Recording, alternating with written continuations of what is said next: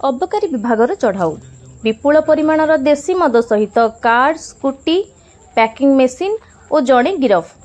कौनसी विशेष सूत्रु खबर पाई अबकारी कमिशनर निर्देश क्रमे EINEB unit 1 Cuttack deputy superintendent Sucharita Mishra, IIC Hira Dalapati, SI Balbir Gadanayak एवं EINEB यूनिट 1 कटक स्टाफ मान सहित खंडपड़ा अबकारी विभाग और पुलिस सहायता नयागढ़ जिला खंडपड़ा थाना अंतर्गत मर्दराजपुर ठारू बरकोली ग्राम रास्ता पार्श्व एक घरू 1580 लिटर चोरा देशी मद सहित चालान ने व्यवहृत एक कार OD02U 3609 एवं OD25 M9225 नामक एक स्कूटी और दुईटी नंबर विहीन स्कूटी एवं व्यवहृत 3टी विद्युत चालित पैकिंग मेसिन और एक मोबाइल जबत करिसेंती। घटनास्थल 2 जन चोरा देशी मद बेपारी खसी जाइथिबा बेले खंडपड़ा ब्लॉक अंतर्गत शिखरपुर पंचायत अधीन बरपोली ग्रामर राजकिशोर साहू पुओ गणेश्वर साहू बयस 38 को गिरफ्त करा जायछि। एही चढ़ऊ रे अबकारी विभाग इंस्पेक्टर हीरा दलपति, सब इंस्पेक्टर बलबीर गडनायक सह कटक EINEB रो एक टीम एवं खंडपड़ा अबकारी विभाग ऑफिस इंचार्ज दीपक कुमार जेना, लक्ष्मीधर बेहेरा, प्रत्युष रंजन देहुरी, मिताराणी नायक समेत खंडपड़ा पुलिस कर्मचारी माने एही चढ़ाऊ रे सामिल थिले।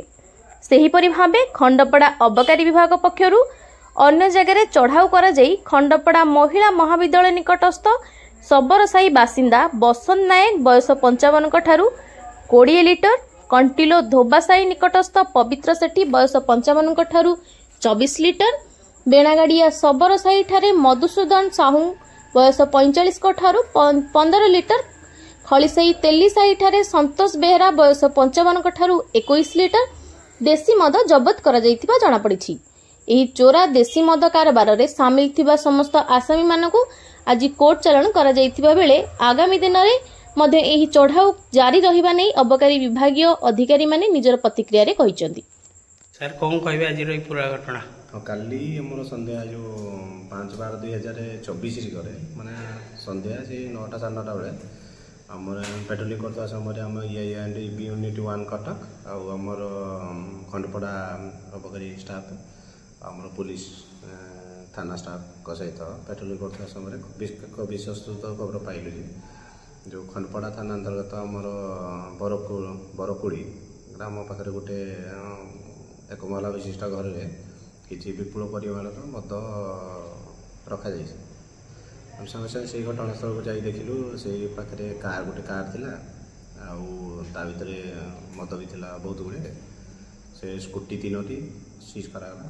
कौन कहे बर्तमान खंडपड़ा अंचल बाहर टीम आसी एवं स्थानीय अबकारी विभाग द्वारा बहु बार सफल होती विराट धरण भी ऑपरेशन जारी रोजी तथापि मद बेपार कमु नहीं तार मुख्य कारण कौन आज्ञा? से तो बाहर सब सप्लाई करछंती हमें धरिला परे भी पुणी से जेल जाउछंती पुणी आसुछंती तापर पुणी से माने से व्यवसाय करछंती। आज रे घटना के जण गिरफ होइछंती? हमें तो जण करी 2 जण एब्स कंडर अछंती आज्ञा से मानको भी धरिबो हमें ता गाड़ी ओनर को भी धरिबो। आ गोटे कथा पचारि आपन जे वर्तमान खंडपड़ा अबकारी विभाग रे स्टाफ बहुत शॉर्टेज अछंती एथि नै आपन तरफ किछि उपरिस्थ अधिकारी के जणैछंती कि जेहेतु रिक्स कार्य स्थानीय पुलिस सहायता भी आपण मैंने नौ ऑफिस रे स्टाफ कहीं ना कहीं कम रोचे कि जन कि नहीं जन स्टाफ कम ये तो बहुत कम अच्छा स्टाफ। आगामी दिन में कौन पदक्षेप रहा? नेक्स्ट भी एमती धरा बहुत गुड़े आज गोटे घटना शुणा मिले जे आप 2 जन फेरार से यथाशीघ्र धरा कौट कौट किसी खबर पाई बरकुड़ी ग्राम ना सब अच्छी हम यथाशीघ्र धर चेष्टा कर। बर्तमान एथि खंडपड़ा अबकारी विभाग SI दीपक सार प्रतिज्ञा नवा। सार कौन कहे आज ऑपरेशन मिलित भाव बहुत सफलता पाई 3टी केस आप आज धरी डिटेल्स देखो गतकाली विलंबित राति आम अबकारी गुइंदा संस्था और खंडपड़ा एक्साइज टीम मिलित भाव चढ़ाऊ कर एक बड़ धरण सफलता हासिल करूँ जो कि आम गोटे 4 चकिया गाड़ी सहित 1584 लिटर देशी मद ତା ସହିତ ତିନି ଗୋଟି ସ୍କୁଟି ଏବଂ ତା ସହିତ ଜଣେ ଆକ୍ୟୁଜକୁ ଆମେ ଆରେଷ୍ଟ କରିଥିଲୁ ଏବଂ 2 ଜଣ ଆକ୍ୟୁଜ ସେଇଟାରେ ଆବସ୍କଣ୍ଡ ହେଇଯାଇଥିଲେ। ତା ସହିତ ଆଜି ସକାଳୁ ସକାଳୁ ଆମେ ଖଣ୍ଡପଡ଼ା ଅଞ୍ଚଳରେ ରେଡ୍ କରି 4 ଜଣ ଆସାମୀ ଧରିଥିଲୁ। ସେ ଆସାମୀ 4 ଜଣ ହେଲେ ବସନ୍ତ ନାୟକ, ପବିତ୍ର ସେଠୀ, ମଧୁସୂଦନ ସାହୁ, ସନ୍ତୋଷ ବେହେରା, ସମସ୍ତେ ଏଇ ଖଣ୍ଡପଡ଼ା ଥାନା ଅଞ୍ଚଳର। ସେମାନଙ୍କ ପାଖରୁ ବହୁତ ସାରା ବିପୁଳ ପରିମାଣର ମଦ ଆମେ ଜବତ କରିଥିଲୁ ଏବଂ ସେମାନଙ୍କୁ ଆଜି ଆମେ ଖଣ୍ଡପଡ଼ାରେ କୋର୍ଟ ଫରୱାର୍ଡ କରିଥିଲୁ। କେଉଁ ଜାଗାରେ ଧରା ହେଇଥିଲା ଆଜ୍ଞା? ଯେଉଁ ବସନ୍ତ ନାୟକ ଅଛନ୍ତି ସେ ଖଣ୍ଡପଡ଼ା ସବର ସାଇଡ୍ ଧରା ହେଇଥିଲେ, ତାଙ୍କ ପାଖରୁ 20 ଲିଟର ମଦ ଜବତ ହେଇଥିଲା। ଆଉ ଯେଉଁ ପବିତ୍ର ସେଠୀ ଅଛନ୍ତି ସେ କଣ୍ଟିଲ ଧୋବା ସାଇଡ୍ ଧରା ହେଇଥିଲେ, ତାଙ୍କ ପାଖରୁ 24 ଲିଟର ମଦ ଜବତ କରାଯାଇଥିଲା। ମଧୁସୂଦନ ସାହୁ ସେ ବେଣାଗାଡ଼ିଆ ସବର ସାଇଡ୍ ଥିଲେ, ତାଙ୍କ ପାଖରୁ 15 ଲିଟର ମଦ ଜବତ କରାଯାଇଥିଲା। ସନ୍ତୋଷ ବେହେରା ସେ ଖଳିସାହି ତେଲି ସାହିରୁ ଥିଲେ, ତାଙ୍କ ପାଖରୁ 21 ଲିଟର ମଦ ଜବତ କରାଯାଇଥିଲା। ବର୍ତ୍ତମାନ ଆଜ୍ଞା ଆମର ଖଣ୍ଡପଡ଼ା ଏକ୍ସାଇଜ ଅଫିସରେ କେତେ ଜଣ ଷ୍ଟାଫ୍ ଅଛନ୍ତି? ବର୍ତ୍ତମାନ ଏକ୍ସାଇଜ ଅଫିସରେ ଆମେ 2 ଜଣ ଷ୍ଟାଫ୍ ଅଛନ୍ତି, ପୁରୁଷ କନେଷ୍ଟବଳ ଏବଂ ଜଣେ ଲେଡିଜ୍ କନେଷ୍ଟବଳ ଅଛନ୍ତି। ମୁଁ ଅବକାରୀ ଓ ହିସାବରେ ଇନଚାର୍ଜ ଅଛି। ପଚାରିବା ଅର୍ଥ ହେଲା ଯେ ଆପଣ ରିକ୍ସରେ ଯେହେତୁ କେଉଁ ମୁହୂର୍ତ୍ତରେ ଯାଇକି ଧରୁଛନ୍ତି, ଯେହେତୁ ଷ୍ଟାଫ୍ କମିଯାଉଛି, କିଛି ବିପଦ ବି ଆପଣଙ୍କ ପ୍ରତି ଅଛି, ଏଥିନେଇ ଅଧିକ ଷ୍ଟାଫ୍ ପାଇଁ କେତେବେଳେ ଉପରିସ୍ଥ ଅଧିକାରୀ ଜଣାଇଛନ୍ତି କି? ଆଜ୍ଞା, ବହୁତ ଥର ଜଣାଇବା ସତ୍ତ୍ୱେ ଆମକୁ ଷ୍ଟାଫ୍ ତ ଏତେ ମିଳୁନାହିଁ।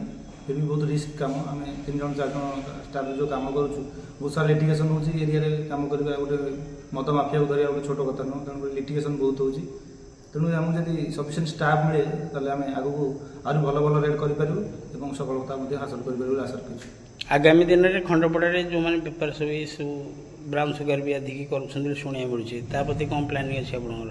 ନିହାତି ଭାବରେ ଆମେ ଆଗାମୀ ଦିନରେ ଏଇଭଳି ରେଟ୍ ରଖିବୁ, ଜାରି ରଖିବୁ। ବ୍ରାଉନ୍ ସୁଗାର ହେଉ କିମ୍ବା ଗଞ୍ଜେଇ କାହାକୁ ବି ପ୍ରଶ୍ରୟ ଦିଆଯିବନି, ସମସ୍ତଙ୍କୁ ରେଡ୍ କରାଯିବ। ଧନ୍ୟବାଦ।